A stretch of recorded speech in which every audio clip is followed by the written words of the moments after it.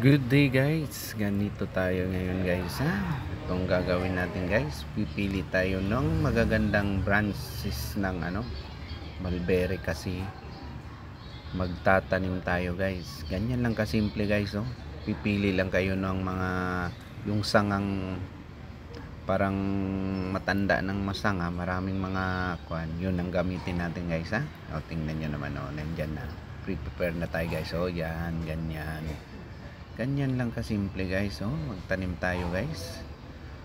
Magtanim ay di biro oh, guys ha. Ganyan lang guys oh.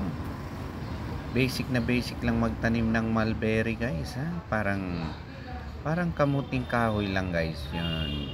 Ganyan. Tanim mo lang sa maliit na paso. Ganyan. Plastic. Pwede kahit sa bote ng ng mga mineral water guys ha. Diyan muna natin siya pa starting siya para tumubo na yun, mayroong mga ugat-ugat yun, transfer na natin sa malaking kuan, ganyan, tapos diligan lang natin guys. Thank you.